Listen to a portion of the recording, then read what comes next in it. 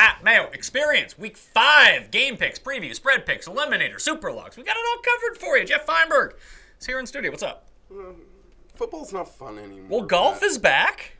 Yeah. Did you get the itch for golf? I did. I did too. I was originally planning on staying away. I feel like avoiding the swing season helps me keep what you guys like in my psyche for the actual season. But I woke up this morning and I don't know, I saw that they still weren't off for like 90 minutes, 95 minutes, and I was like, I gotta look at the board. Did you go with Luke List? I did. Yeah, everyone's got to go with Luke List. He's definitely going to come like last now. But Probably. if he wins, we're all rich. Rich, I tell you. Anyway. I didn't play it hard enough, but I'm in with some safe way. All right, well, let's talk Week 5 football. Geoff is here and also on the line. He's a doctor. He's got a prescription for insane takes. It's Tim Cust. Tim Cust. That is not my name. You got takes, though. Insane ones. I have takes, but no, they're not insane. They're perfectly reasonable and ratiocinative. See, just even that alone. Insane. I will say, the good thing about the Safeway Open is that they do have some of the best chicken wings you can buy at the Safeway counter. So I hope they're giving some of those away for free at the golf tournament for patrons. That's exactly what they're doing in Napa. Yeah, the patrons of the Napa tournament just really want their shit chicken Free wings. chicken wings instead of like their 20, instead of their fancy glasses of wine. I feel like the trophy is a little like keg of wine. I believe it is. Yeah, that's that. And yeah, insane person with insane takes. Like nachos are best out of the microwave. I never said best. I just said that's how I cook them. Oh. But again, your rankings really come down to you can't cook. You're like the opposite of Yan. Yan can cook, Cust can't cook. The thing is, microwave nachos are actually pretty tasty. No, they aren't. You know, you can debate that they're not the best. I'm not going to debate. I'm telling you, they're awful. You know, once you don't put the salsa on them anymore, they are actually pretty good. Once you lower your standards to a point where it doesn't matter what stuff tastes like anymore, sure, you win. Yeah, okay, well, I guess we're not all elite foodies and urbane liberals like you. This is exactly like his always comeback. That's because he has no other take. It's so unreasonable. This is the only thing we live in a big city with choices or in a dense urban populated area, so therefore we are elite. He's just mad because he doesn't know how to cook. I can cook fine. You got a lot of offers for free toaster or help or toaster ovens. Do you turn them all down? I don't need I don't want to hawk wares here on the air. As much as I appreciate the offer. For a while, he wouldn't use an oven because he was too scared he might burn the house down. That's an exaggeration. So why didn't you use the oven then? It just seems like a lot of energy to waste for like a hot pocket. Oh, really? So you're now concerned about energy waste? Climate change and conserving energy is something you're all about now. This is a big pivot for you. I'm just saying I don't feel like spending. You live in a house where you have to pay for energy. And just no point in wasting 220-volt energy on a hot pocket. That's all. Toaster oven, bud. Yeah, I mean now that maybe one day I will buy one. It would literally revolutionize your life. And we're talking about something that's, how long has that been invented for? I don't know, a decade, 3 decades, 5 decades? Yeah, I'd say closer to 5 than 2. So, dude, you're like just finding out what the internet is, essentially, in terms of food. All right, let's get into the recap from last week. We had 7-9 from me, 7-5 from Geoff, 5-11 from Tim. That's impressive. The coin, this coin, 10-6. The only one of us who's above 500. The coin. And I'm like, I don't know. At the end of the Redskins game, I'm thinking, I can weasel a 500 week here.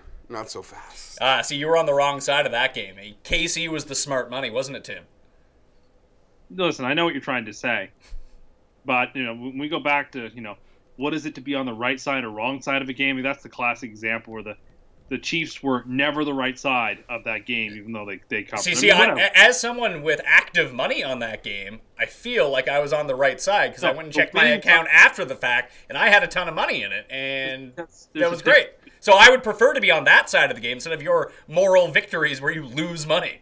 No, but there is a difference between being on the winning side and the right side. No, right side is the winning side, pal. You'd rather be lucky than good. That being said, I feel like anybody who actually was able to cash on that, whether it be the game or the over or both, before you can actually get into your euphoric state, you had to acknowledge the poor souls on the other side of it. I could care less about them. There it is. But Pat saying that, the first thing he thought was, oh, that sucks for those other people. He doesn't want to admit it, but that was his first pang of thought. After that, it was, oh, great, I won. No, it's, I won. Holy shit, I can't believe this happened. This is great news. And, this is the way karma works. When everyone who was on Kansas City -7 gets screwed around in a month or 2 months or 3 months, they won't remember their good fortune. They will just bewail their situation. I'll be honest, I would have been on Washington had I not decided I'd taken a beating this week, so I'm just going to watch shitty network TV on the PVR and go to bed. Oh, what did you watch? Probably Tim's favorite shows. Were you watching NCIS? No. Or Criminal Minds? I watch with my wife, so these are shows that work for both of us. Designated Survivor. Oh, how's that? With Kiefer Sutherland. I watch it too. Here's the thing: we watch Kevin Can Wait. Oh my god! Because they killed the wife. They killed the wife off. Oh, spoiler alert! This was out there, and they brought back Leah Remini. So it's a Kevin James Leah Remini show. Oh. But it doesn't feel like the King of Queens, and it's hurting. And all you could see is the stuff that Leah Remini puts in her lips that make them look stupid. You mean Kevin Quinn? And it's just so distracting on the whole episode, but. Kevin James, Leah Remini is like sitcom gold to me, but it's not hitting right now. Did she just rant about Scientology the whole time? No, that's her other gig. See, I like that show. I'm in on the Scientology show. All right, let's get into the game's very quick picks first for the Thursday Nighter, since most people will be tuning into this after the fact. Again, everyone out there, please give the show a like, leave a review, and for this week, this was something I want to keep doing every single week. So in the comment section of this, people get really mad at our super locks all the time. Leave your super lock, and you don't even need to give a reason. You just put whatever the spread you like the most in there. Just see how everyone else does. Maybe there's someone who gets on a heater, and maybe we have to start tailing the comments guy. I hate the Superlock. Yeah, you're not doing well with the Superlock right now. Anyway, New England at Tampa Bay, +5 is the number. I've seen it as high as +6 in some spots. There's an overwhelming amount of money coming in on New England here. That kind of terrifies me, but it seems like, short week. I don't know if Tampa's going to be able to reintegrate Doug Martin enough. They're really banged up on defense to the point where their defense may be as bad as the Patriots. Maybe not that bad, but still bad nonetheless. It's like the Saints in week 2. It's hard to see the Patriots losing 2 games in a row. It's going to eventually happen, but until it happens, I'm going to be like, Patriots. I'm leaning Patriots here. What do you think? Yeah, I am leaning Patriots, and even though I do lean Patriots, we got to give Tim a bit of credit. Oh, God. Just in the sense that, I'm just stuck in believing that it is a repeat of always, and these guys will figure it out. I'm starting to question that more than ever. That being said, I'm still going to take the Patriots tonight. It does seem absurd from maybe an optic standpoint, or if they weren't called the New England Patriots and were just a different team in different colors, would you be confident laying 5 points? I don't know that you would. But I don't know what they got to just let their corners. These guys are too good to have what's happening, especially on the back end. These guys have been in the system a long time, and Belichick's going to make changes quick if things don't change. And a short week is sort of where I'm leaning as to why I still trust them more. You trust the process? Yeah, I guess. Tim, I bet you're going with the Patriots. Yeah, but it's all about the Buccaneers is the reason. I just watched Tampa last 2 weeks play terribly against an inferior opponent, and then let the Giants get back in the game the week after.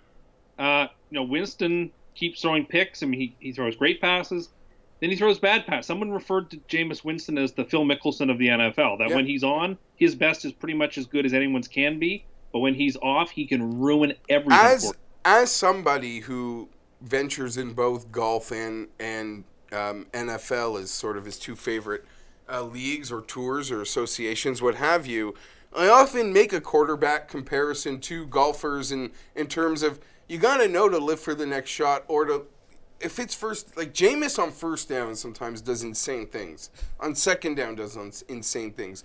On third down, where it's a little bit more acceptable, he does insane things. There will be another drive. There will be another play. He doesn't have to just throw a ball up while he's falling to his ass, literally to nobody. And it's going to come. Hopefully he can get rid of that. And just like a golfer, when you're in trouble, just get out of trouble. He's got a free down the next one. So just he's got to be more disciplined with giving up on plays. So if Jameis is like Phil or Rory, potentially, with the way that he plays, does that make Jordan Spieth Tom Brady? I guess so. No, I would say he's more like Aaron Rodgers. Spieth is more like Aaron Rodgers? No. Aaron Rodgers is far more likable than Jordan Spieth. That's fair. And I would argue, no, it's more Jordan. No. Because Aaron Rodgers, and maybe I'll get heat for this, but Brady just does, like, in a very, like, plodding, Spiethian way. More like Rodgers is, I'd say more naturally talented. But Brady's just smarter and has better pieces. Brady has a good short game. He's a good putter. Yeah, that's what I mean. Like, he does everything, like, really well. And his team is the best. Yeah. Like, his support system is awesome. I don't know if I want to make this. The coin has selected the New England Patriots in this I want to game. just retract everything I said because I don't know that it makes any sense. It's too late. You've already said it. No, I'm retracting all of that golf, football comparison. Wait, we can do that? No, we cannot. I'm taking the Bucs in this game. I've kind of been on the thing where the Patriots defense is so bad lately that I think that they probably do win, but it's going to be by a field goal. Or it could be like 4 or less, that kind of thing. Like, I don't think that they're winning by... Unless they come out and steamroll the Bucs and just beat them by like 40, I think it's going to be a really close game. And if it's going to be a close game, I'll take the points with the home dog. I'm going to lead a lot of home dogs this week, I think. We'll see as we pile through all the games. So New England for you two and the coin, Tampa Bay for me. I've been good on Thursday night so far. New England is the first part of a 5-team money line parlay for me. 5-team money line parlay? Yeah. Is this your guy? So let me ask you this. New England blew up your free money teaser last week. Sure did. So is this your move now that you finally accepted the Ander curse and you're betting on the Patriots, putting money on the Patriots in the hope that the curse will, show itself and they will lose? Because it's working so far. So if that's the case, congratulations. No, I'm not up to anything nefarious like that. I picked the Patriots at the start of the year to win the division. I thought they would be a 10-6-ish team, but that Brady would have the best numbers in fantasy. All of these things are starting to come true exactly as I sort of foresaw it. But this is one of those games I've always figured the Patriots were going to get. And like you, until they lose 2 games in a row, I'm going to bet against it. Let me ask you this, Geoff. Did you watch Monday's show by chance at all? Do you see any clips from it? Did you see Tim go through the schedule and get the Jets to 10 wins? I heard about this. It was ridiculous. That's awesome, but good for him. All right, let's get to the 1 o'clock slate. Arizona at Philadelphia. I don't like Arizona when they play in the Eastern time zone ever. Eagles big. Yeah, I like the Eagles a lot in this game. It's -6.5 right now. I was thinking about super locking this in, but 6.5 seems like a lot. I feel like Philly's just a weird team that wins by 6 points if they're going to win stuff. Yeah, they do play weird sometimes a lot of weird scoring games. That being said, I think they're a different class of team at home. Arizona on the East Coast, which some could say biorhythms out of whack. Some people could say is overrated. That's not even it, though. I think the Eagles come away with this one big. Wendell Smallwood just popped up on the injury report Wednesday with a knee problem. That's annoying. No status on whether he's going to play or not. I don't think that he's essential to what they have to do, but he's a nice compliment to have back there. Unless you have to run Blunt out over and over, he can't receive it all. It means Clement's playing in the backfield as your receiving back if Smallwood doesn't go. But I think the biggest thing for me in this game, after watching the Cardinals through 4 weeks, is when Palmer gets his time, he's been pretty good. But the moment you put a hand in his face or just he senses pressure and he takes 1 step to the left and you move him off the spot a little bit, he's fucked. So I think that the Eagles will generate enough pressure. And weirdly enough, the Chargers are not generating pressure a lot, which I found really interesting because they have 2 big names that get to the quarterback. But on the whole, their adjusted sack rate is really, really low, which I found surprising. And Philadelphia's is very high. I think that they will be able to get through this offensive line. They're already down offensive linemen with the Cardinals. So I can just see a lot of volume, a lot of throwing from Palmer, but a lot of checkdowns. The downfield stuff I don't expect to see there. And eventually Philly's going to have to start cashing in on some of these red. They can't just settle for field goals all the time. and I think they come through this time. I have not been impressed by Arizona whatsoever. I don't like them going to the East Coast for the 1 o'clock game. I don't want to say Philly's a layup, but Philly's going to be in my Super 7. Tim? Yeah, I'm with you in terms of Philadelphia.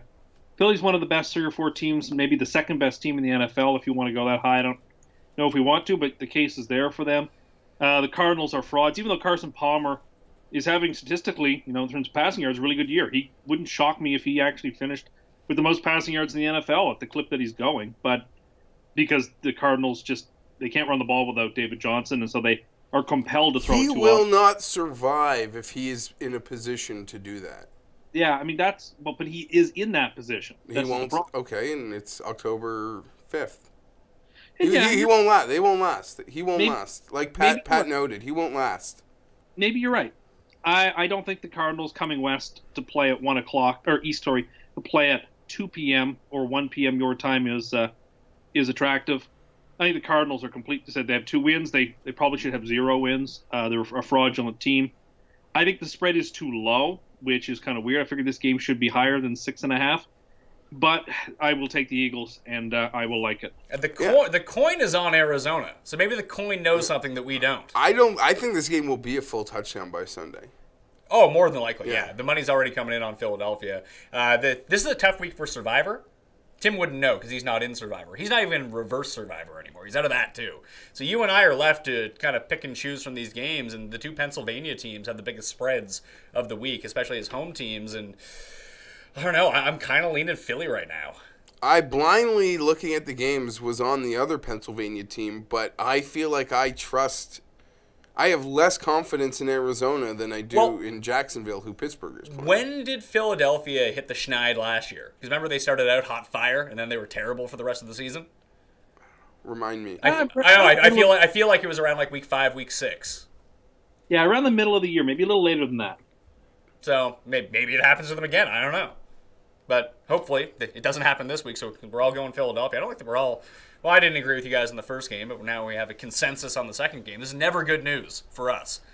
Buffalo at Cincinnati. Buffalo, along with Kansas City, after their cover on Monday night, is one of the other team that's undefeated against the spread so far this season. Buffalo's been really good. This seems like an odd line, -3. The Bills, along with the Jets, are the most bet-on side of the week so far. Now, it's still early, and the closer you get to Sunday, the more the bets are going to roll in.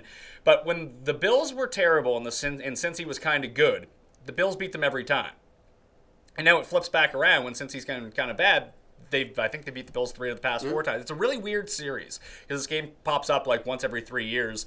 I don't understand the spread. Everyone's kind of digging Buffalo, and as soon as people start digging Buffalo a bit too much, I don't like it. I think the spread ends up going down to 2.5, maybe 2 by the time kickoff does or comes around. But if the bets stay the way that they are right now, and this game sticks at 3, gotta like that a lot. Yeah, you have to, because there's still like I see this game being 21-20. And the 3 gives it to me on both ends. So just in that alone, the Bills, great game last week. Again, you got to notice this about the Bills. Their red zone offense and red zone defense, I believe, are in the top 3 in football. And they held Atlanta in the red zone when it counted, and they were able to score with their offense when it counted when they got in the red zone. That being said, full credit to Terry McCauley, the referee in that game, for giving the Buffalo Bills a free touchdown. Because I don't know how that was possible. You know, the fumble where the ball went like 7 yards forward, even out of his palm. Even though it was a little loose, the palm put it forward. I know empty palm. I'm an expert. I consider myself an expert at empty palm diagnosis. That was not even close to an empty palm.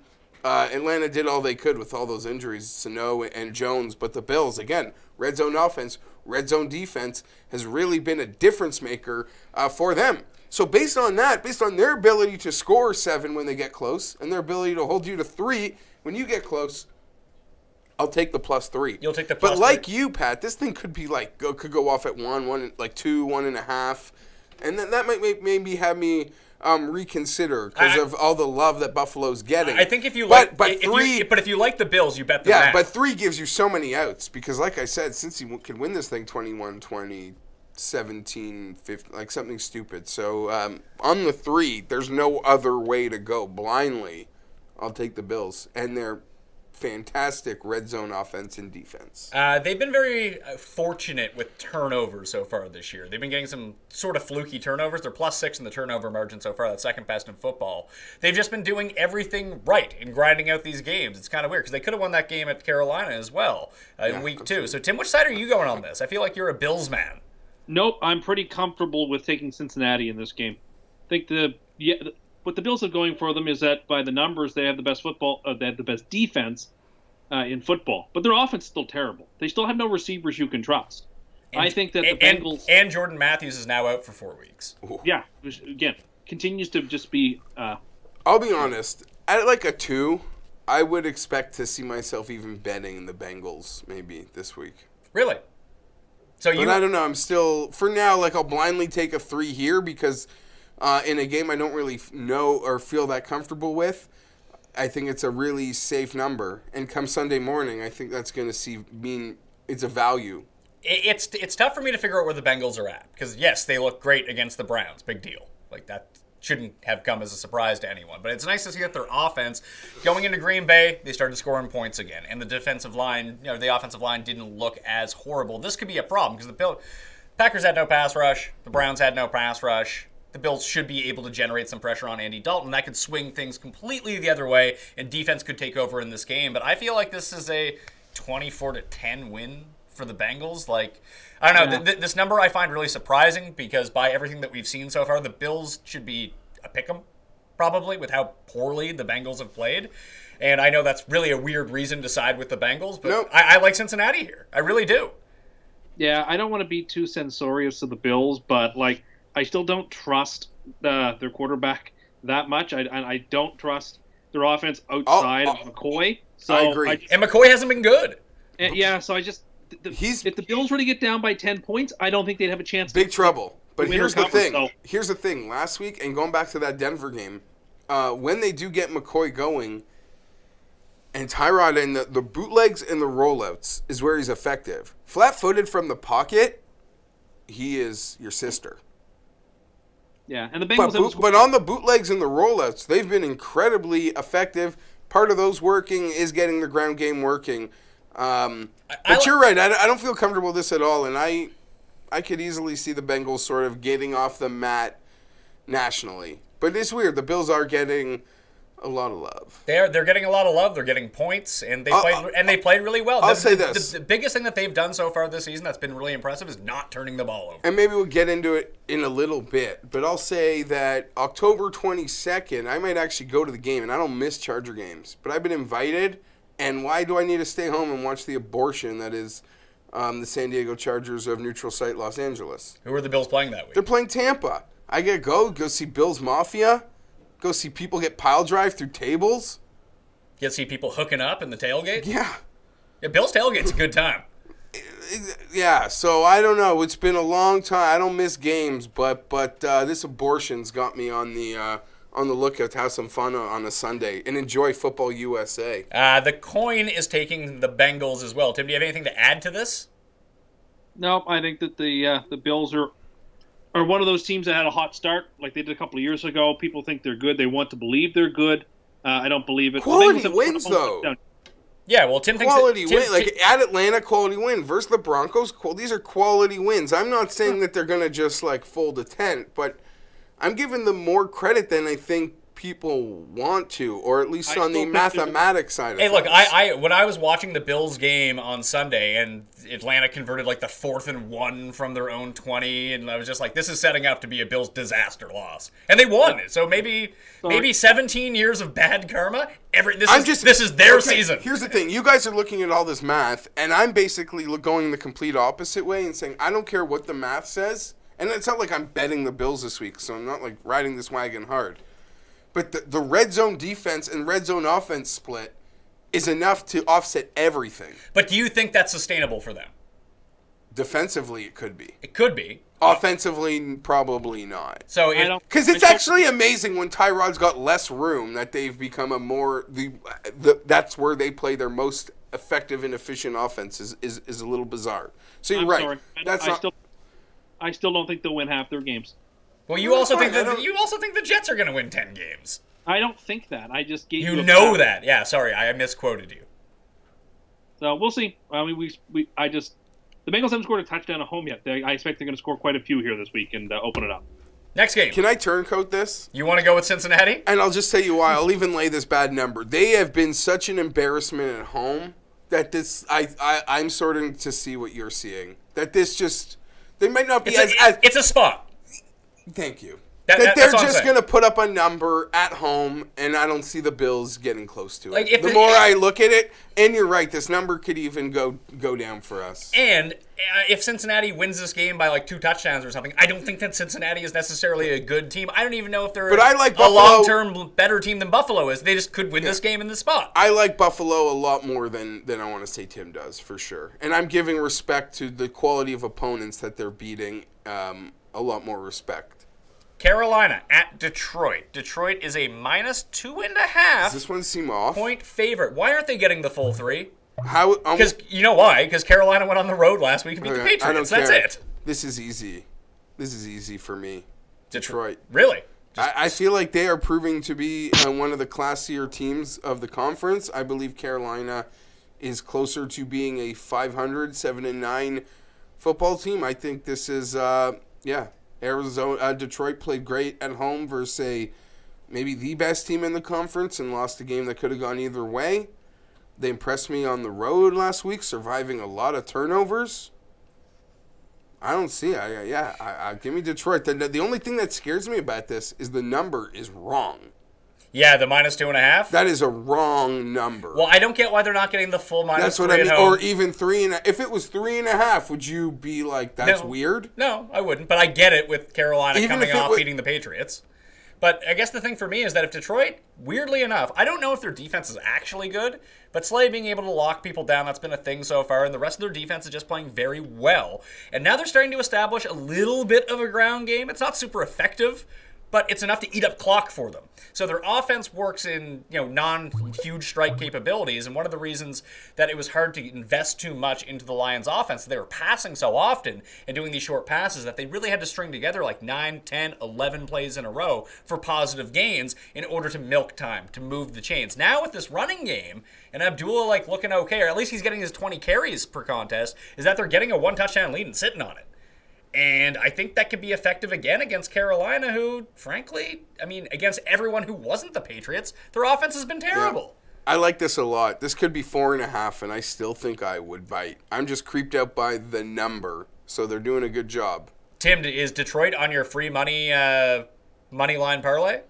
It isn't. However, I think that Detroit's the right way to play the game, in part because, is Cam Newton going to play the first half of the whole game? Maybe, maybe not. I think there's a decent chance he gets a suspension. Absurd. Absurd. I think absurd to suspend Cam Newton. What he did was wrong. Remember last year they benched him in the first drive of a game because he missed a meeting. He broke a rule. There's no rule that you can't giggle.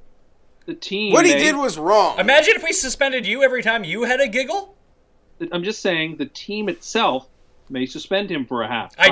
This isn't college, man. They're not doing that. What did he do, man? He giggled. It was wrong. It was offensive, but it was a giggle. Oh my God. This is the NFL. They're not suspending their quarterback.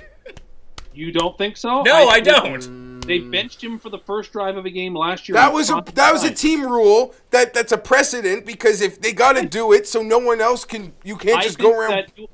I think you are underestimating the social pressures the NFL is under when it comes to particularly how they are seen with the treatment of women, and that if one of their star players is seen being dismissive and misogynistic towards a woman, I think that the idea he's going to skate is not. You know what? I'll go the other way. I think for a moment he kind of got intimidated by how much she knew, and he giggled, whoa, whoa. He has yet to publicly apologize for it. Okay, maybe that's wrong. That's wrong. I'm not defending it. It was wrong. But you are wrong to think he should be suspended. I don't think Tim is saying that he should be suspended. He thinks that he may be suspended. I'm not saying I would suspend him. I think I would just fine him for it and make him apologize profusely, saying, it's not the first time I've been stupid. It won't be the last time I'm stupid. But, Newton in the media he has problems with it. But I think there's a non-zero chance that he misses a little bit of time in the game. I really do think that. And I think that we dealt with like sort of the distractions of the people taking the knee that one week, and then like all the knee teams all did very poorly, or the teams that stayed in the locker room kind of thing. And of all the teams this week, Carolina now has the most like outside like nonsense going on surrounding them. It's affecting their quarterback. Like this feels like a Lions win, or maybe Cam's solution to the problem of making it go away and comes out and throws 6 touchdowns. Because if you throw 6 touchdowns, no one cares anymore. Well, you say no one cares anymore, but again, I think you underestimate.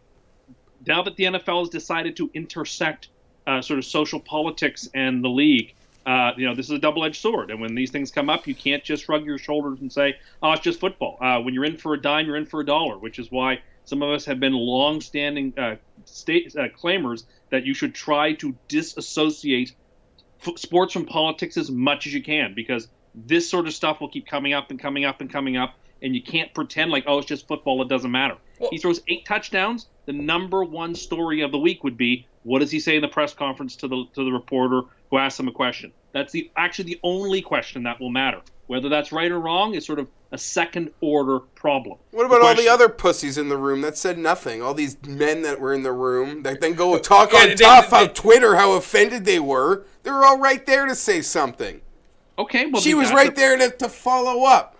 What he did was wrong. I'm even annoyed we're talking about it. But we have to talk about it. As much as we don't want to, we have to talk about it for a moment because I think it'll affect the game. So we're all Lions. Lions for me. Lions for you, Tim. Yeah, Lions. The coin has agreed. It has sensed the outside pressure and also taking the Lions in the spot. Jacksonville at Pittsburgh. Jacksonville, or Saxonville as they are better known, is an 8-point dog on the road in Pittsburgh. I don't think Pittsburgh's good. I know, but is this a spot?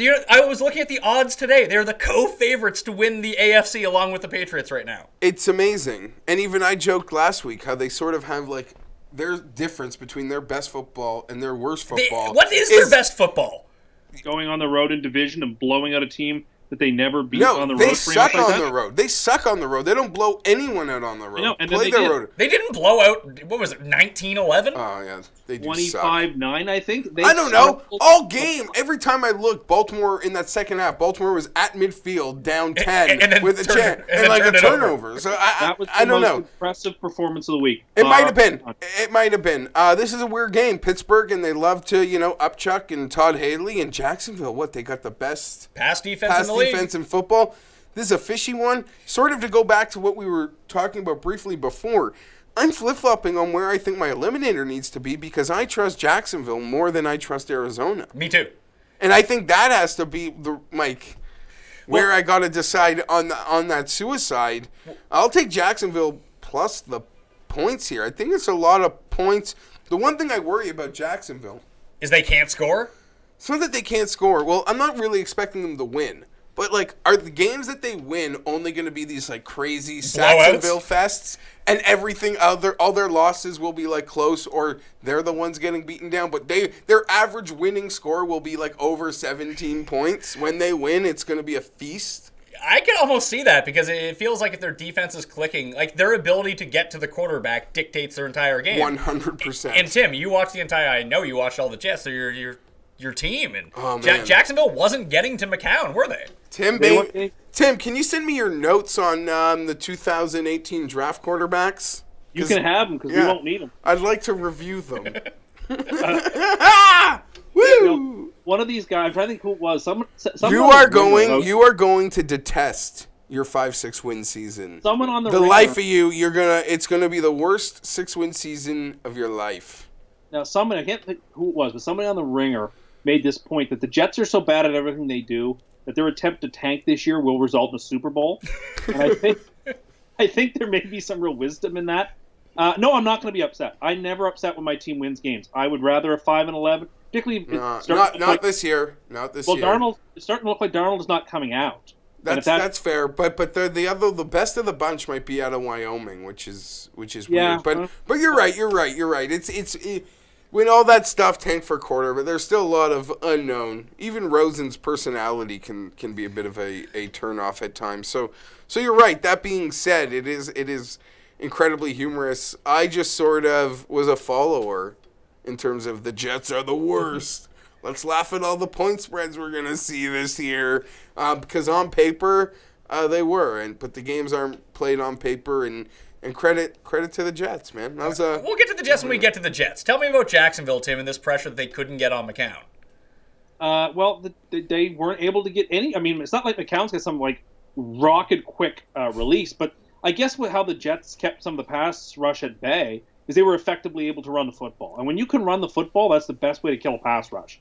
Because you force the traditional outside pass rushers to have to take that split second to consider whether it's a handoff or a drop back, and that can be a huge advantage for the offense. It gives the quarterback and the line that half second they might need to sort of get themselves set in the right way. But the other part, the main reason they lost the game is because Jacksonville has the worst quarterback in the NFL, and as long as they have Bortles back there, they're not going to be competitive in a close game. He can only win games when they're up by 17 or 24 and the defense Marquise Lee almost single-handedly gave the Jets that game between dropping that big pass and then setting up the situation where they couldn't even punt out of, like, the 20-yard line. Like, you know what so that was 20 points, and, of course, you take 7 right off the top from that weird pick six. So, like, the offense itself had but also the Jets score a touchdown where Jacksonville doesn't touch a guy down after 5 yards. And he gets up and runs. No, I get it. And full credit to Jacksonville. I mean, to the Jets. Every time, you look up, there was Jets running down the field. But, I don't know, Jacksonville's weird. I feel like their pass defense, I want to say, is good enough to keep this within 8 points. But here's the thing that I can't figure out about Jacksonville. Is their pass defense actually that good? Because Ramsey and Boye have looked awesome. Or it's just inflated. Or is it inflated because they have the worst run defense in the league that everyone just runs on them? They don't need to pass. Let me put this to you in one short sentence. Do you really want Blake Bortles at Heinz Field? Because if you do, you're a brave man. I think when you look at it from that lens, I think it crystallizes your option. You have to lay the 8. I'm not. I'm not either. I'm going to take Saxonville. If this is a game where Bell can't get going on the ground early, which he very well should be able to. It's funny how Tim told us we had to, and both of us said, yeah, sorry, bud. Well, the coin also said, sorry, taking Saxonville. But Ben hasn't looked great this year. And I think this is a good test for Jalen Ramsey and Boye. Like, is Antonio Brown matchup proof? Can he be shut down? We'll see. Let's find out. Yeah. So, I mean, probably not. But, there's garbage time cover in this game. And I think the defense can rattle Ben. Ben's not quite as elusive as he once was. I like Jacksonville plus the 8, but if I'm making a teaser this week, I'm not looking to put Jacksonville plus 18. Yeah, they could get because I think it could get like really stupid, and that wouldn't shock me for a second. All right, next game. Steelers money line is the second end of the 5-team money line parlay, by the way. So far we have New England and who?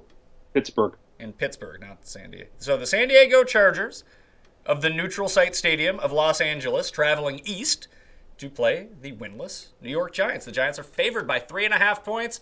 I think I've taken the Chargers every week, and that is not going really well for me. Now it's a West Coast team coming east, but now they're away from Los Angeles, which you have to think can only help. At least, you're getting over a 3. You're getting over the field goal, which they play field goal. Which they lose by like 70%. And the Giants haven't looked great, and this will be the first time, at least when the opposing teams come to Los Angeles to play the Chargers, like the Eagles fans fill the place and are cheering for the Eagles. At least the Meadowlands, people will just be booing the Giants. They won't be booing the Chargers. So this might be a better home field advantage for them than actually playing in Los Angeles. No one's actually... Giants. What? Giants have looked pretty scrappy the last 2 weeks against Philly and Tampa Bay. And they seem like they still have some life in them, whereas the Chargers look just depleted. I mean, Rivers can't move. Rivers has no time. He can't stop turning the ball Rivers over. threw for 345 yards last week, 2 touchdowns, no interceptions. There are a lot of problems. Phillip Rivers is declining. That's the issue. People just think it's Phillip Rivers. No, they lost another 2-point game because they can't stop anything on the ground. Is exactly what happened. The most run-obvious player in the league, in LeGarrette Blount, we're the only team he can run through. Do not put this one on Phillip Rivers. Phillip Rivers will take the blame when he's owed it. Not this time. Not this time. I'll say this because I got a list in my shoe of things I want to say, and I'll get there in a sec. You guys can go first. But I do think it's funny that here we are all these years later, and it's Eli versus Phillip, both winless. Both teams certain to not. I'm very confident both these guys will be the QBs next year, but they'll probably be the QBs with someone backing them up. Somebody backing them up, and their draft positions this year can dictate that. So that I think is humorous. And all these years later, I've never liked Eli. I don't want to get into the Eli versus Phil thing. But Archie knew what he was doing in getting his kid the fuck out of there. So you guys talk, and I'm going to go into my shoe for my notes for a second. I love Eli. He single-handedly beat the Patriots twice in 2 Super Bowls. I can never say a bad word about him ever. Okay, so for me, if the Chargers are getting sieved on the ground by the run, and, I mean, last week at least Gallman looked like he could run the ball a little bit, which is the first time I've seen a Giants running back do anything in like 10 years, at least since like Tiki Barber. Tim was going on about Brendan Jacobs, who was also terrible, but, like... I don't know. I see the Chargers, and I see them getting more than 3 points. Like, they're good enough to stick in games, but they can't win. So if they lose by 3 points, it's no big deal here. You're getting the hook. I'm taking the Chargers. Tim? Yeah, I'm taking the Chargers, too, just because of that hook. I think the Giants are certainly the better team. I disagree with Jeff. They're certainly the better team? Yeah, the Giants have looked kind of scrappy. I disagree with Jeff. I think there's little chance that Philip Rivers is back next year. However, I mean, he knows more about the Chargers than I do, so I take his opinion. Hold on. The Giants are the scrappier team, but the Chargers have lost 3 games by like 5 total. They lost 26-24 last week. They played the undefeated Chiefs type for 4 quarters. There's nothing you could say that the Chargers aren't scrappy. So I don't know. When I watch them, I just find that they might be lost with emotions. Yeah, that could be the case, but look at the final scores. And then tell me that they're not like a scrappy team that tries. I'm picking the Chargers this week. I'm just saying. I'm saying your perceptions are inaccurate. That's what I'm saying. They very well could be. You watch the Chargers far closer than I. I will stipulate your views over mine. I'm just saying I don't particularly like the way this Chargers team is playing. They lost to the Dolphins. That wasn't good. Who have since haven't scored a point or something. But that being said, outside of that, I mean, Denver's awesome. They went there and hung better than other teams go there and hang. They played Kansas City. It was a touchdown game till a garbage time. Last week felt close for almost the whole time. And the coin is taking the Giants in this one, but you have your shoe notes with you, so the floor is yours. Yeah, well, here's the thing. There have been reports this week, and I do believe Phillip would be back next year. I don't know where, whatever. They would have to, I don't know who they would have to play quarterback next year. That being said, to my understanding, and I don't really follow anything now because I just sort of have shut it out, but through 4 weeks, people close to him being like, he's never been this demoralized. And I'll tell you why, because I've never been this demoralized. Not through 1-15, not through Ryan Leaf, not through everything. I would rather be the Cleveland Browns. And I say that because the Cleveland Browns have a home. The Cleveland Browns, we got nothing. I just feel like we're so scattered, and I misread, maybe biasly and optimistically, I misread this situation to the greatest of lengths. I really did think that by the time football season came around, that the people of San Diego would sort of be a part of it because it was close, but they are not. And people told me they wouldn't be, and I didn't want to believe it. And I get it. They feel so scorned and so hurt that they have just completely, for the most part, want nothing to do with this team. And I follow a lot of people in San Diego, and Sunday Night Twitter is just a celebration. Restaurants giving away free food with Chargers losses. F you Spanos, F you this. And people who don't think... I used to go Charger games when I was 8 years old. The place was packed. There are football fans there, but... ownership has just made everybody so disinterested, and then they went and moved the team, and the people that I thought could still fill the buildings or would want to support the team clearly don't. And now we're in this situation, like I joked a couple weeks ago, how you got 150,000 people who all moved from the Midwest who wanted to be actors and actresses, except they're waiters, but the Chargers are in town, so they invaded with the Chiefs. How many people from Philadelphia, Pennsylvania live in Los Angeles? There's as many people in LA as there are in Canada. So they come and fill the place. It's almost like a game now to these teams. The first team that doesn't do what what Miami and Kansas City and Philly have done in that stadium, that will be embarrassing for them and those fan bases. It's like the road teams, the teams that the Chargers are playing, are like outreaching into the LA community to find the teams. It's almost, it's beyond an embarrassment. And I would say this, the Chargers they're owned by a lovely man, Alex Spanos. But I'd say since about 2007, he has suffered from severe dementia. And it's a horrible thing to say, but if he wasn't in the fucked up state that he is, I could only imagine what he would make of the situation of his son doing what he's done and ripping apart the city of San Diego. I could only imagine. He's such a cute little old man, looks like a peanut. And I don't know, he hasn't been out publicly in years, and he's not dead, but I know he has severe dementia, and if he came to for just a day, this would probably all be fixed. And in Canton, I feel like a piece of shit. I feel like those people that supported Trump and now are realizing, like, I fucked up. Because I went to Canton, which is probably, in hindsight, maybe the last real day of San Diego Charger football ever. LaDainian Tomlinson going in the Hall of Fame, since I'd say that might be the actual death, because everything after that was this regular season. And I took a picture with that piece of shit, and I was proud.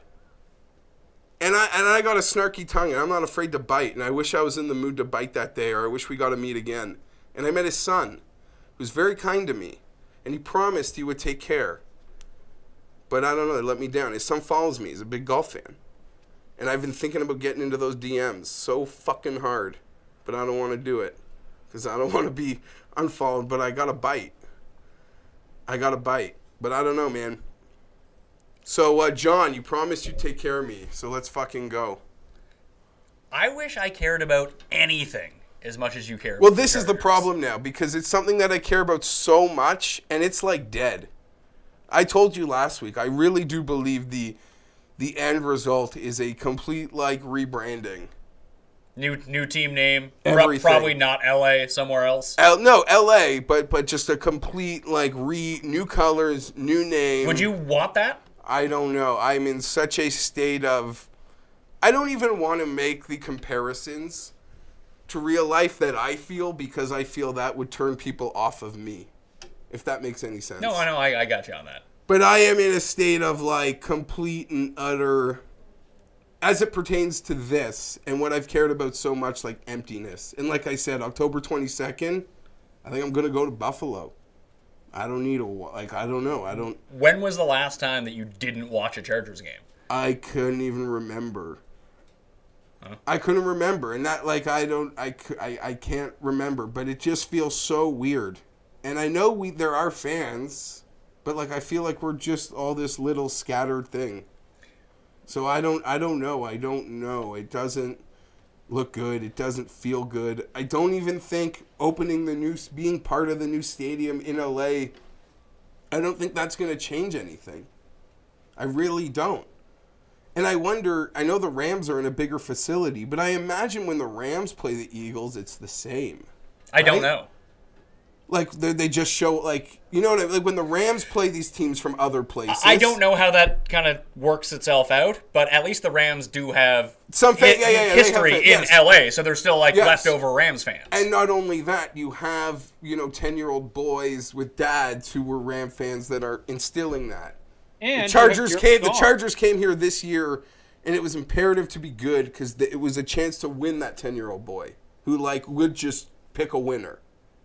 And the Rams have Goff and Gurley and a far more exciting team. But that, what's funny? That's not what people were saying in September. But that's how it's playing. 100%. 100%. They're like, oh my God, there's a chance for the Chargers here to sort of like to steal some of those fans. And I believe the Chargers originally had like a Fight for LA campaign. I think to my understanding, they've completely dropped it. You taking the Chargers? Yeah. Okay. But no, that's simple. That's like other ones have been hard. This has been the easiest one. 3.5? Yeah. All right. That's like an 80% win rate for us. It's true. Like, see, no, I'm not even kidding. All right, so from Jeff's team, Tim, we'll go to your team, the New York Jets at the Cleveland Browns. Did you get to everything on your shoe list? Yeah, I even got Little Peanut in there. But he does. I've never seen you make notes before. No, that was quite an elegy for the Chargers that were. All right, so Cleveland is a favorite as of right now, -1. This has dropped to a pick'em. It's even been -1 Jets in some spots. Tim, have you declared the Jets free money yet? Are they on your free money parlay? You don't get to 10 wins without crushing the Browns, Patrick. I mean, you've taken the words out of my mouth. Yes, they're a part of the free money line parlay, because for them not to win, it would mean the Browns have to win a game, and that's not going to happen here. The Browns this is now the second time in 5 weeks the Browns have been favored in a football game, which is insane. The Browns are not good. Kaiser keeps turning the ball over. He has no offensive weapons to help him. The Jets are developing some young receivers, and they have some running options, and they still have players on that defensive line who can get to the quarterback and cause chaos. The Jets should win this game by 10 to 14 points relatively easily. I feel great about it. I mean, the Jets. I started the year with no hope, and now I have some hope. And if they win this game and take care of business, I'll be very pleased to know that this Jets team is a middling, sort of okay team, and that it's a team that's sort of rebuilding on the fly. It doesn't have to go down to the absolute basement in order to rebuild. It can sort of like, as we did a couple of years ago when we went 8-8 in a rebuild, and then cobbled the team back to going 10-6, but just barely missing the playoffs. That sometimes you can build these things on the fly. I think the Jets have done a good job. I think the management has done a good job. I still think their head coach is absolutely unqualified for his job, and he isn't getting better. Bowles is getting worse. Nevertheless, I love what the Jets are doing right now. I like the way the defense is playing. McCown is looking more and more comfortable every week, even though he had the one bad turnover last week. Those things. The Jets aren't a great team. These things are going to happen. The Browns are a terrible team. The Browns are either the worst team in the NFL or the second worst team in the NFL. The Jets are like the 20th team in the NFL, and yet the Browns are laying points. It's a complete and total slap in the face to what is, by and away, the best team in New York. Give me the Jets. The Jets should win it comfortably. I don't know how you make the case for the Browns. I don't understand it. Well, I'm going to bet the Browns, and then I'm going to take the money that I win from it and slap you in the face with it. How do you feel about that?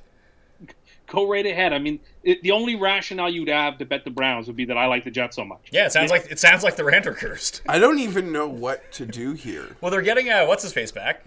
Myles Garrett. Yeah, Myles Garrett. That has to help. Well, like it's like a guy. I know he should help, but it's also like a guy who's never played before. Also, do you know who else likes Cleveland? Not just me. The Coin.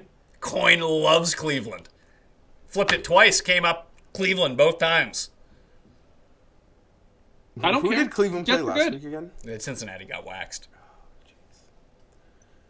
Yeah. They went to the Bengals, who were not a great team, and they absolutely didn't even come close. Oh my God. Yeah, they're not as good as the 10-win Jets. I got nothing here. All pro Josh McCown. I got nothing. And since I said, Cleveland. Cleveland? Yeah. Just go against him? No, I don't know. Home. That's a horrible pick. It is a horrible. This is a horrible game, by the way. I know, but we're picking the wrong side in the horrible game. That's all right. The wrong side, make it the right side. Get all that money and throw it in Tim's face. I'll be watching this game. Yeah, of course you will. You can give us a full report on Monday. San Francisco at Indianapolis. It's funny because this game's also trash, but it seems like more fun trash. No, it's equally trash. No, but I'm going to apologize. Oh yeah, this game is way more fun. You have Brissett running around. Hoyer's just going to air it out the entire time. It'll be a fun game. I would say the Niners are the least fun team out of the four, though. No, the Jets are pretty awful to watch. I'm going to take the Colts. I've been really mean and hard on them for no reason. Last week's like a mulligan going into They hung for a half. They hung for a half. They put people to bed. Good for you. But I don't know. San Fran to me, they're fighting through. But I'll take the home team here and the pick 'em between two really bad teams.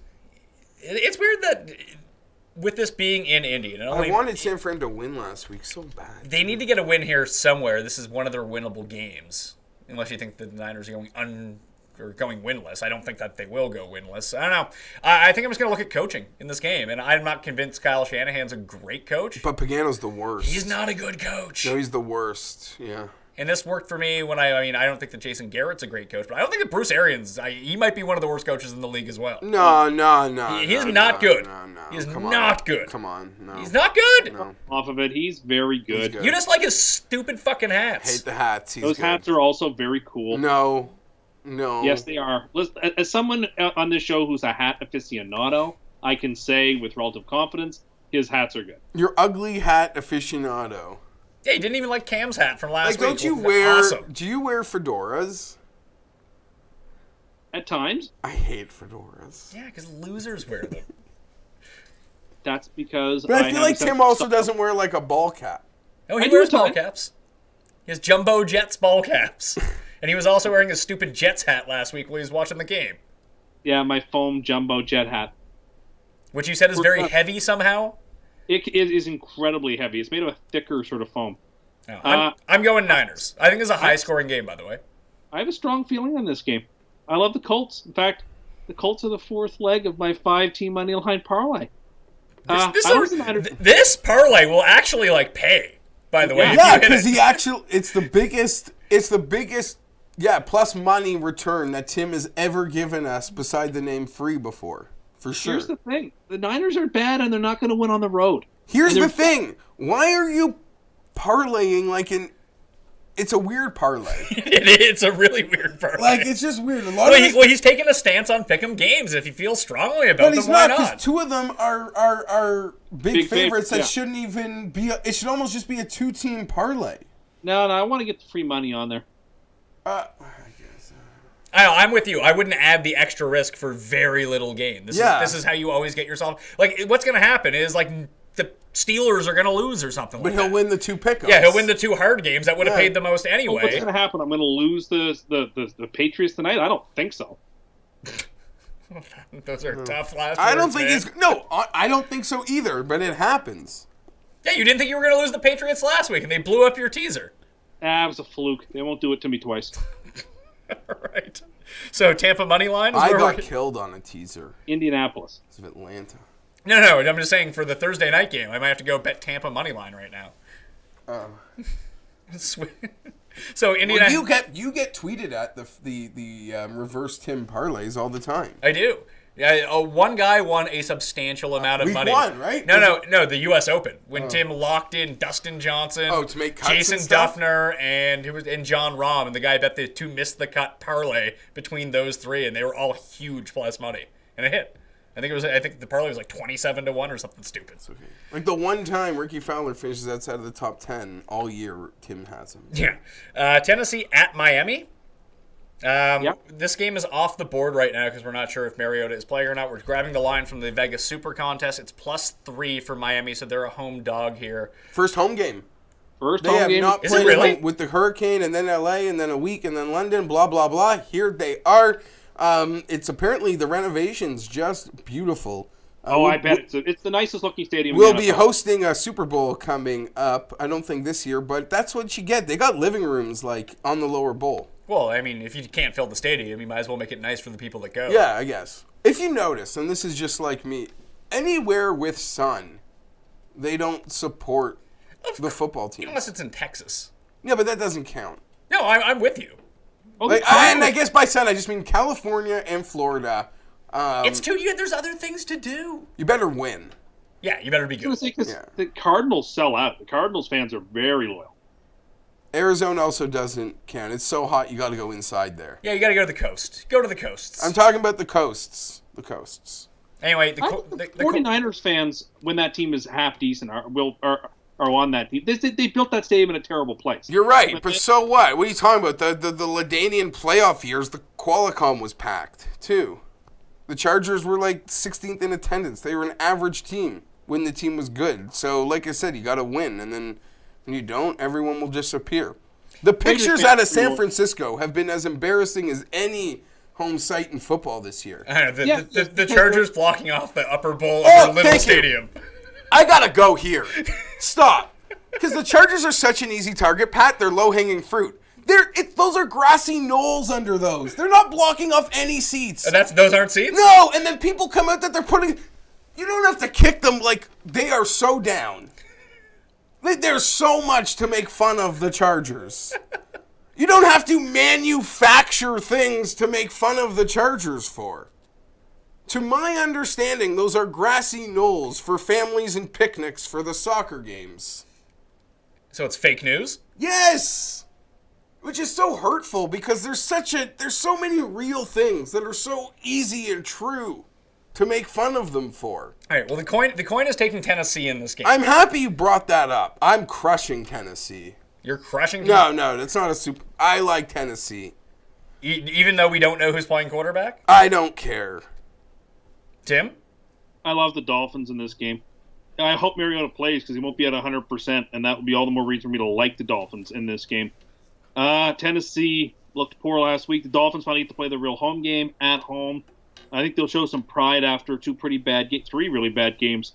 If it comes to that, I just think everybody in the world will think, oh, the Titans are so much better. This is the game. No, I think the quarterback thing offsets that. I think Brandon or Tennessee losing by 70 points last week. Yeah, I think that changes, and I think this line is shorter by the time we're off because of the Tennessee. No, I disagree. I think the whole world saw Miami in London in a solo game get shut out by New Orleans. They're completely off the fish. Then I think the line moves the other way. If Tennessee was an incredibly public team last week who people lost their shirts on. So that's not exactly going to endear people into running to windows to bet on Whedon. I think the Castle.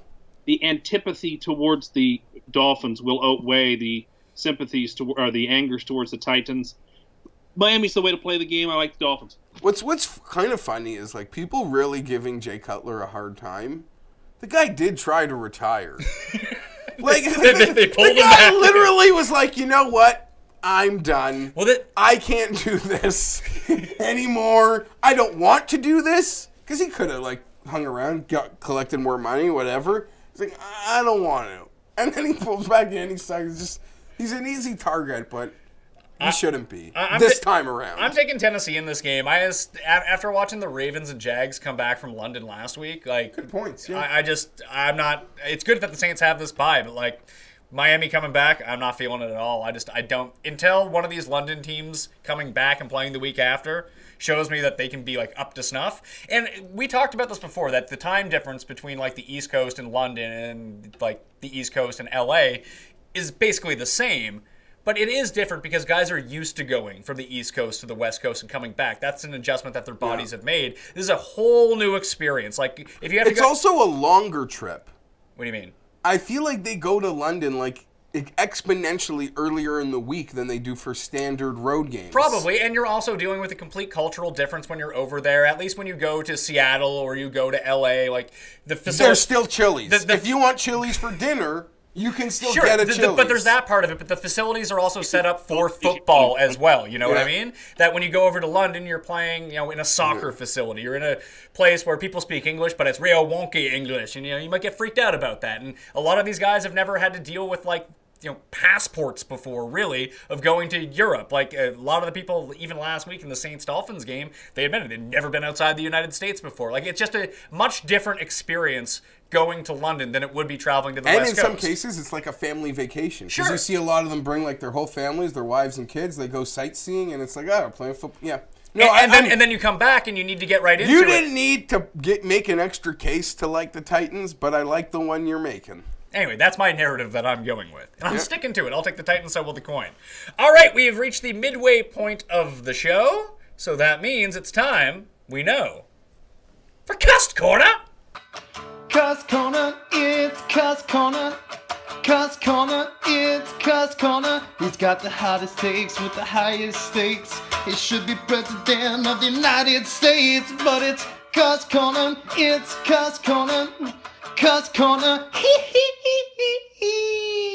No, I think there's a lot of debate as to what the name of that segment should be. Is it because you're the one who's debating it? Yeah, I think there's lots of different names, and I'm open to some different ones. No, I think people like Cust Corner, the name. TM. It's not TM. You haven't trademarked anything. Okay, so you have a list for us, or do you have a complaint for us? Well, actually, these things are combined. Oh, wow. So, as people may know, yesterday was International Taco Day. And did people know that? I did not know that. Well, it was trending on Twitter. I know because of, Twitter. Yeah, that's the only way I knew, too, to be fair. So I thought, well, since, it's International Taco Day and I like to keep with the times, I thought I should make a definitive ranking of tacos. And so as I began to write out my list, like one does, I thought, well, the best tacos in the world are the prime rib tacos at Chili's, and the second best are the spicy shrimp tacos at Chili's. And I was trying to figure out all the exact ingredients, and so I went on Chili's website. And if you remember, Chili's revamped their menu a month or so ago. Well, little did I know that the two most favorite things on their menu, they're getting rid of. They're getting rid of the prime rib tacos, and they're getting rid of the shrimp tacos. How do you know that they're like? Maybe you like them. Maybe they're not favorite. Maybe they don't sell. Maybe they got numbers to support this. They're my favorite things there. They are amazing. Everything about every bite of them is bliss. You could walk the streets of Guadalajara, Mexico, and not get a better taco than you get at a Chili's. That I guarantee you. You are such a sham. But these tacos are gone, and therefore a legitimate listing of tacos cannot have the prime rib or the shrimp. So I pour one out for the two best tacos ever. So then it occurred to me, okay, so where does one start the list now of the greatest tacos? And I thought... This is not what I thought that we were discussing in terms of your rankings. I thought we were talking about stuff that goes in tacos. We're going to, because these tacos have the best stuff in it. So where... You've been nowhere, so how can you make assumptions as to what is good and what is bad? So where are you going to get the best taco? Well, you need somewhere that has the word taco in its name. No, you don't. You don't have to have. You can't advertise. And then it occurred to me, of course, the next best taco... No, that's like... The worst chains are like that. Like the absolute worst chains. Like they're the most generic, pathetic chains. Like Pita Express. Pita Express is great. Burger King. So...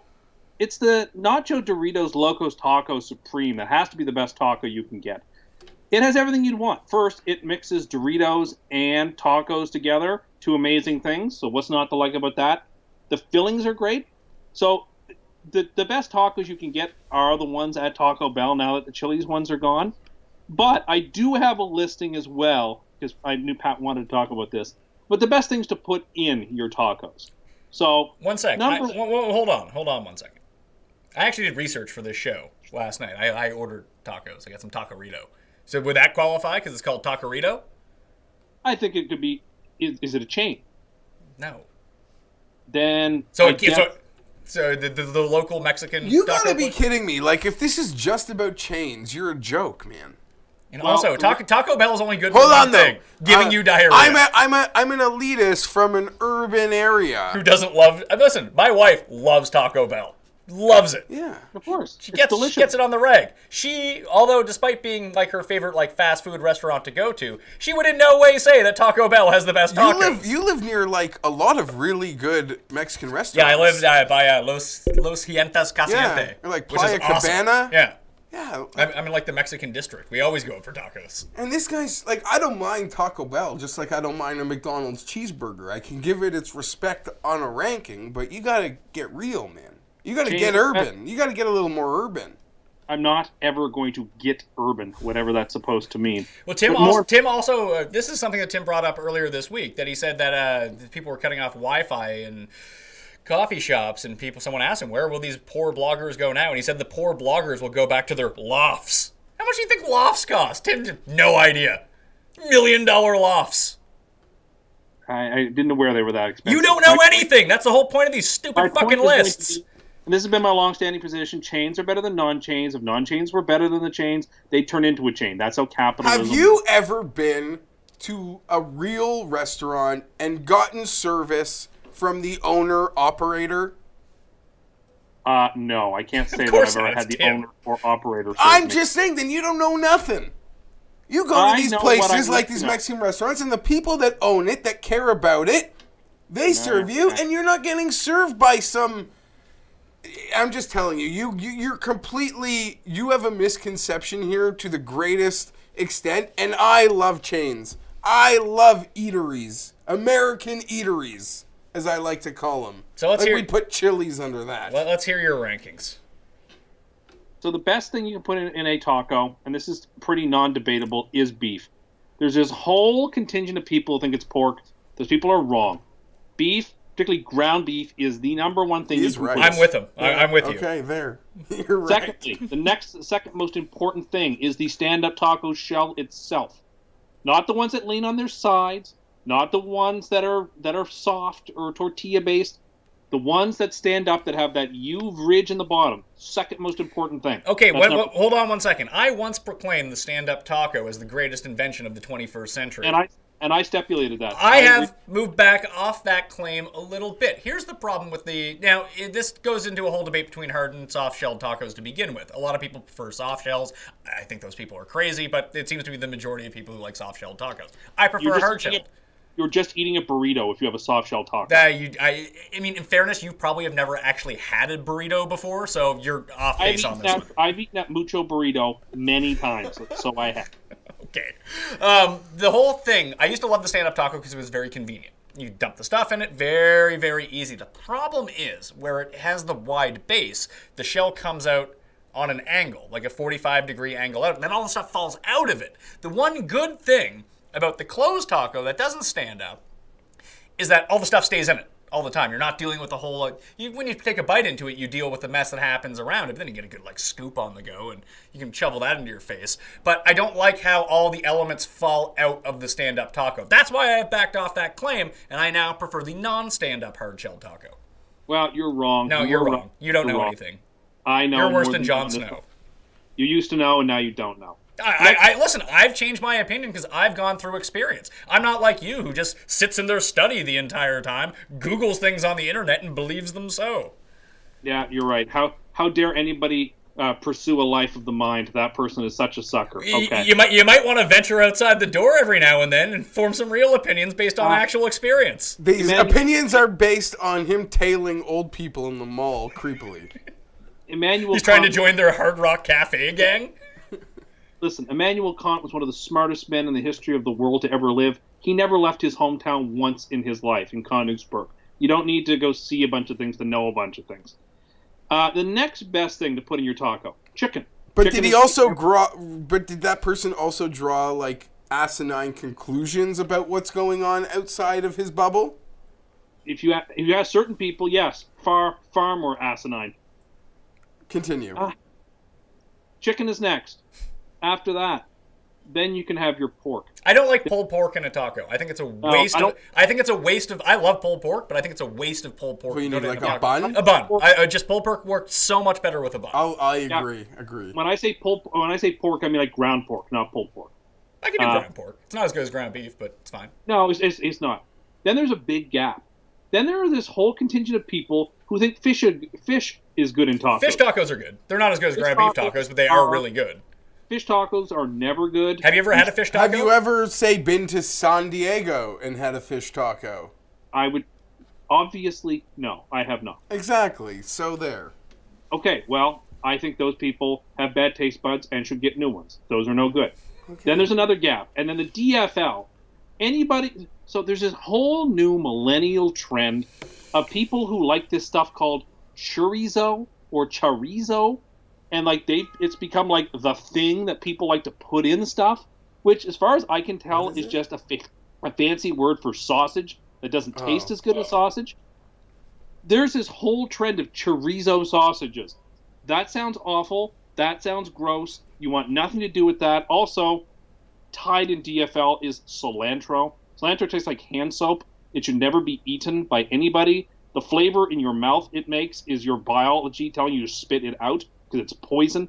Get rid of the cilantro. Get rid of the chorizo. Do you know that the cilantro thing that he's talking about, it tasting like soap, is actually a physical condition that people have? So a certain percentage of the population actually tastes cilantro in a certain way that does taste like soap. It's like people, when you eat asparagus and piss, I don't smell it, but I have a friend who can really smell it. It's like a 10% to 15% part of the population that can and it's like the worst smell in the world. So for you with cilantro, I feel like that's very personal to you. To me, I can eat cilantro no problem. It tastes fine.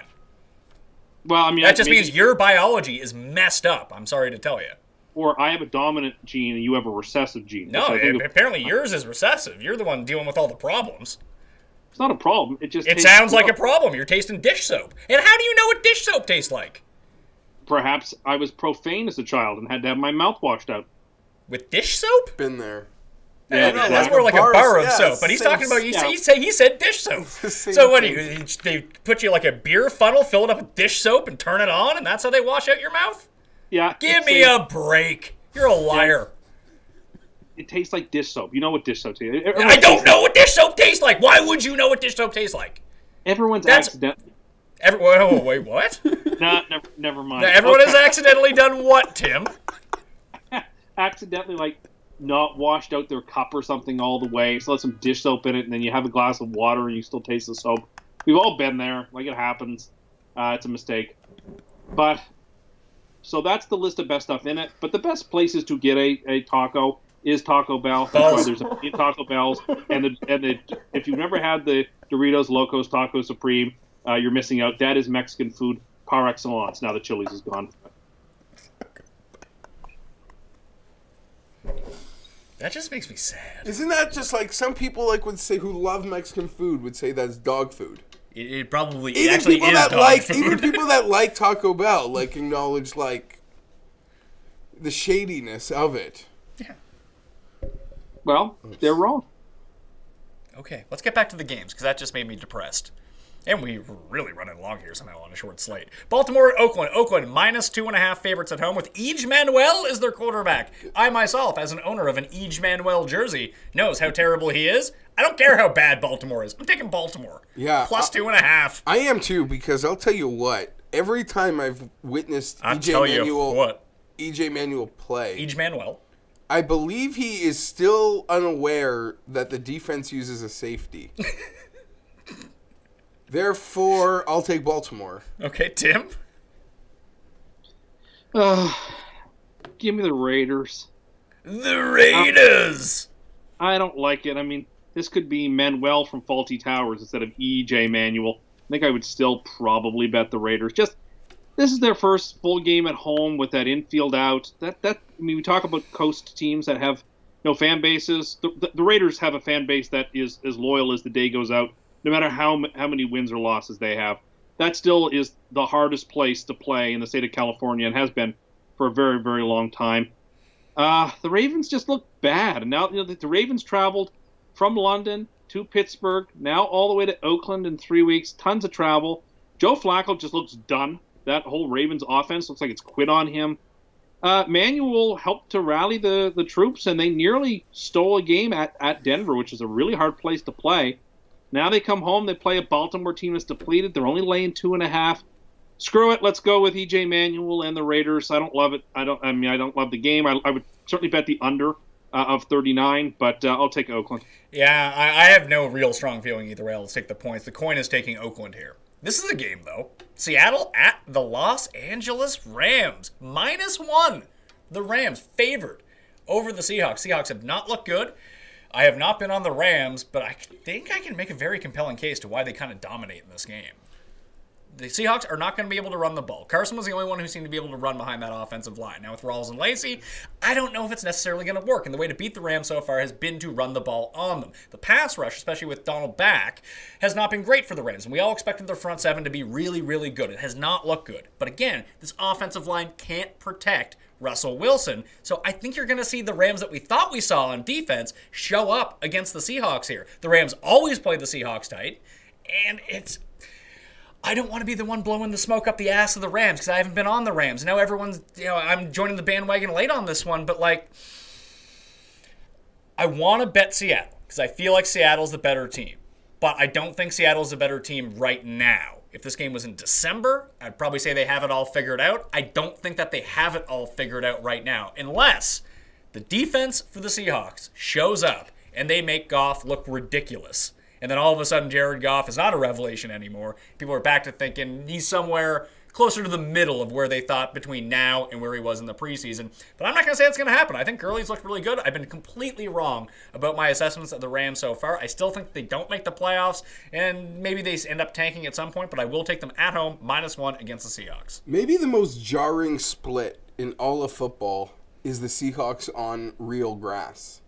Really? They can't do anything on these real surfaces away from their cozy confines.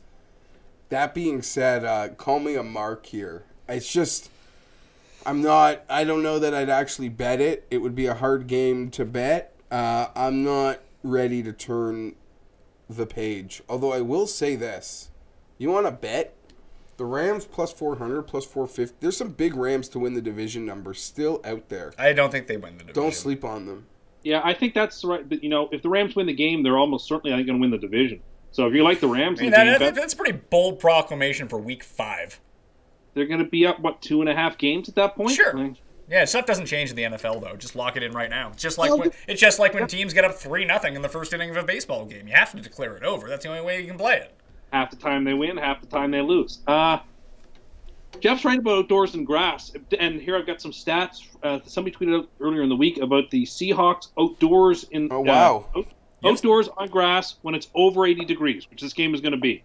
They scored in recent years 6 points, 3 points, 5 points, 21 points. In these games, they've only won one of their last 6 outdoor and 80-degree games. They're just not a good team outdoors in warm games on grass. And the Rams are better at almost every position other than quarterback. I just love the Rams in this game. Think that it's only -1 because people still hold on to the idea that the Seahawks are going to be really good, blah, blah, blah. The Rams defensive line, which in the Rams defense has been bad this year, they have just gotten a gift up against the worst offensive line in football. They're going to look like the Iron Curtain, the Steel Curtain, against these guys. The Seahawks might get shut out. I would not be shocked to see this game be like 12-0 or 17-0. What's funny is the Rams would win the games, sometimes beat Seattle with Jeff Fisher and like that other version of last shitty year. Rams. Also, the Rams, we can't do the show without acknowledging this. You can't even watch this team play on the road. It is visually disturbing. They wear the white stripe helmet with the gold trim outfits. I know. It is absurd. I'm a Jersey guy, and no. This is so wrong. This needs to be changed immediately. I'm with you totally. But they'll wear their all white. They're going to wear their all whites at home as a rule, and they'll wear their all whites here, and they'll be fine. Okay, Green Bay at Dallas. Dallas is -2 at home against Green Bay. I thought that was sort of a suspicious line, by the way. Oh, Coin's taking the Rams. Isn't Green Bay just better than Dallas? Yeah. Everyone's betting Green Bay, by the way. So am I. Yeah. I'm not. Why do you like Dallas? I think Dallas is a better team. Why? I think Dallas still has an amazing receiver, a quarterback I trust, a running back who I think can take advantage of the Packers' defense. Okay, so one of those things Dallas has better than the Packers. Also, Dez is great. I just...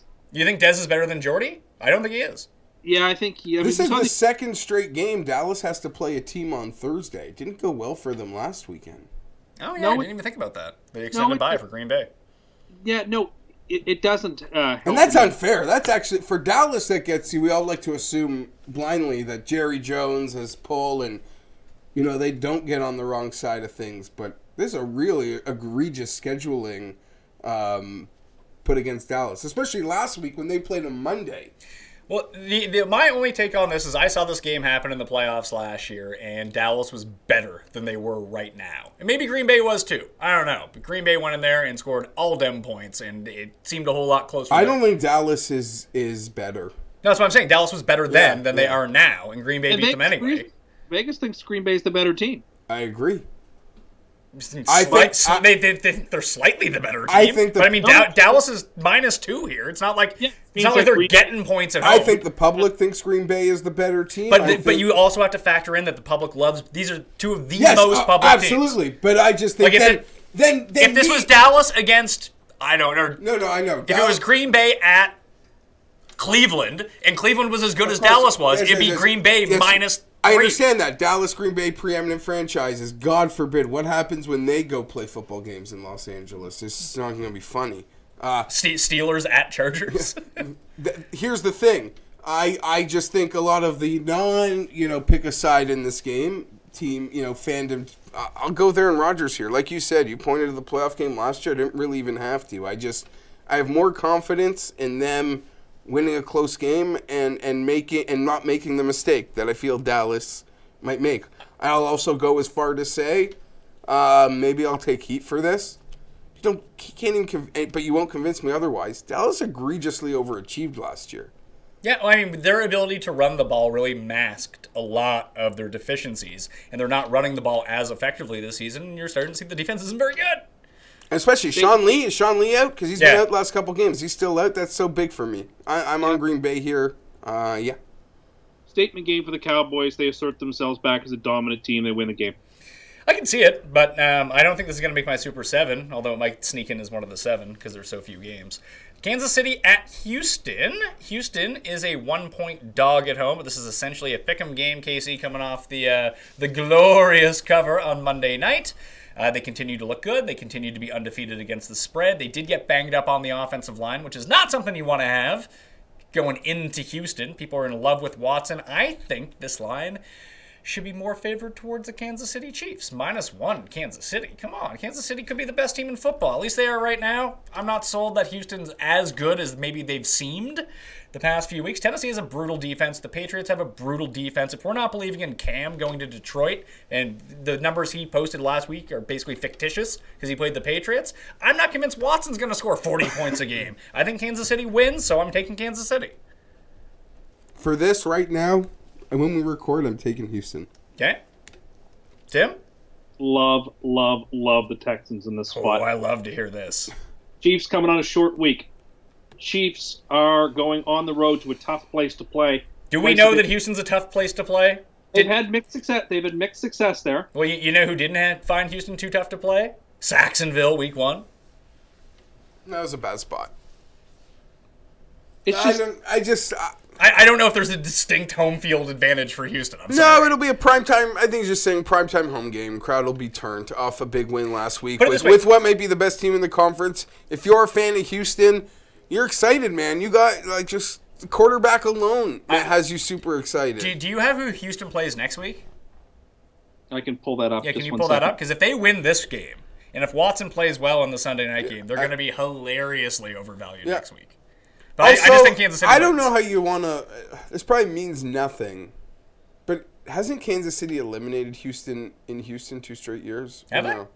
That was maybe 2 years ago. Maybe 2 years ago. The game started with a kick return. It was like a... Yeah, 2 years ago in that playoff. It was a bad game. Oh, great. So the Browns come in. They play the Browns next week, the Texans. Oh, man. We're getting the Browns +10, baby. Woo! Then they go up to Seattle, and that'll be off their win versus the Jets, the Browns will be. Oh, riding high. Yeah. After beating the Jets. So, yeah, you guys are all going round to Houston. I'm taking Kansas City. Coin likes Houston as well. Houston is the 5th leg of the 5-team money line parlay. Oh, my God. You went with 3 1-point spreads in your money line parlay. Here's the thing with this parlay. If you get to Sunday night, because this one actually pays, not like an even money. You can cash out of it. You can go the other. That's part of my thought process is by taking the Texans in this game, you have hedge equity after the Sunday. You never thought about that. Sure, I did. You thought about that during the show when you realized it was the Sunday nighter. No. That's not true. I am not this type. I'm not that impulsive. Oh, really? You're not that impulsive? No, I like to think of myself as cool and reasonable. No, but you actually are incredibly impulsive because you cook everything with a microwave at the last minute because you realize you're hungry. Yeah, well, who has time for anything else? Final game, Monday Nighter. The spread on this is, it's off the board in most places. I have it at +3 from the Super Contest. Trubisky starting at home in his first career start. We're not sure who's starting for Minnesota, although it's looking more and more like Sam Bradford could play, but they probably just keep him out another week because Case Keenum can win this game for them. This sucks because I wanted the spread to be higher so I could pound Chicago, but 3 is not a lot. Minnesota still might have one of the best defenses in the league. First-time quarterback. Maybe Trubisky's great. He's probably better than Glennon. But 3 points, I think Minnesota wins. So if I think Minnesota wins, they probably at least push the 3, don't they? Blindly, I would take Minnesota. There's a lot of unknowns at the moment. It's a tough one. Good D, rookie quarterback. Yeah, just first start. But, I don't know. He could be lightning in a bottle, like Deshaun Watson. And the Bears have been significantly better at home than they've been on the road. That's the thing. Because a couple weeks ago, we're sitting here being like, let's just Bears at home, ATS all year. We're going to do it. And now it's like, Coin is not wavering on that stance. The coin likes Chicago. Yeah, so do I. That's the working theory I'm going with. Bad on the road, good at home. We're at home. Trubisky in his first game of Monday night, maybe he has a flair for the dramatic. I'm done betting on Case Keenum. Give me the Bears. Bears is a team in the Super 7 that I particularly like. Does that mean your partners in the Super 7 will definitely fade that game? We'll see. I don't know. So you're taking Minnesota, Geoff? All right. Let's get to the Super Locks right now. I am leading the Super Lock race. I'm 3-1 after hitting Denver last week. Geoff, 1-3. Not great with the Super Locks. Tim, you're 2-2, so you're in the middle. You lead it off. Jumbo Jets +1 at Cleveland. Going back to the Jets. It's an insulting line. It's the dumbest line on the board. So I'll just take the value with the Jets. Geoff, do you have a lock to put in here? I feel like I want to lean Green Bay, but I feel like that's kind of like just cheesy taking. You take who you think's gonna win. Green Bay. Green Bay +2 at Dallas. I kind of want to lock in Cleveland now that Tim has locked in the Jets. But I was thinking Houston. Philly was also one of mine. Yeah, I gave strong consideration to Philly, Detroit. You know what? I'm locking in Detroit. Detroit -2.5. I know it's a public line, but screw it. I like it. Damn it. But I suck. All right, Survivor picks of the week. Geoff and I still remain. Philly. Yeah, I mean, I already have Philly written down for myself. We'll both use Philly. And Tim, your free money parlay is Moneyline, New England, Pittsburgh, the Jets, Colts, and Texans? Correct. Think about how many dollar tacos you can buy after you win that. It'll be like I hope Pittsburgh. I hope New England wins tonight, keeps it alive, so he doesn't have to remake it. But Pittsburgh loses it for him on Sunday. I think the Jets lose it for him. I think that's far too much faith in the Jets. Put them on a free money line parlay. He's got 3 pick'em games on his free money line parlay. Which means he probably wins all 3 of the pick'em games and loses one of the big ones. That's what we're hoping. Tim, 1-3 for the year. Free money parlays. Yeah, parlays and teasers. Yes. Yes, and over the past 2 years, you are now 1-20. What I should say, what you guys were discussing earlier, just the Keystone parlay is a good idea too. If you just parlayed the Steelers and Eagles together, that probably shouldn't lose. Money line? Yeah, money line, or just tease it. Thanks for the tip. Thanks for the 2 biggest favorites money line. You can tease it. You can knock it down to -200. Okay, Tim's hot tip: Golden State Warriors money line. 6.5 point teaser. You can tease the Eagles down to 0, and you can tease the Steelers down to 1.5. So that's a pretty reasonable teaser too. I agree, but I feel like it's it's people don't need a tip for that one. Well, now that he's tipped it, it's probably going to lose. Steelers. Watch out for the Steelers. Jags money line. Biggest underdog of the week. Take him on the money line. I don't know. Saxonville. Here's the problem. Like a fourth quarter game, Blake Bortles can't win. That's true. But maybe their defense can. Then if they go up 30-0, then yeah, they can win. We'll see if it happens this time. All right, Geoff Fienberg. Follow him on Twitter at GFienberg17. And of course, you can always follow Tim and Cust. Tim and Cust. That is not my name. On Twitter? Where? At Tim Anderson 87. Oh. I bring the funny. You bring the ridiculousness, that's for sure. I bring the funny. I bring takes. I wish good luck to all. No, you don't. That's not true. You're constantly not wishing people luck. Unless you're trying to curse them. That's not a thing. Tim's got a busy weekend of hexing playoff baseball games. That's true. Go Astros.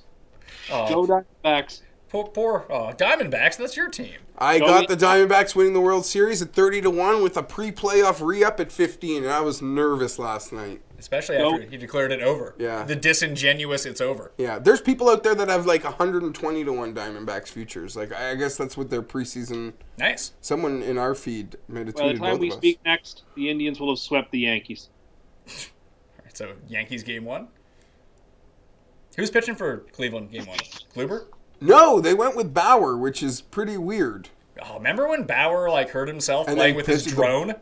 But then he still pitched a beauty last year versus the Jays. Oh yeah. That's right. I like with that. a bloody finger. People remember he does like the long toss, and that was like a big thing for a while, and then no one cares. And he's good on Twitter. But they're starting Kluber in Game 2 under the stupid logic that if it goes to Game 5, he would be on normal rest. I would he likes to be on normal rest. So but I would just start him in Game 1 and let him pitch in Game 4. Yeah, if you win Games 1 and 4, and then try to win 2 and 5? And then like Carrasco or something. I don't know. I don't agree, but I still think Cleveland wins. I just don't agree with how they set up.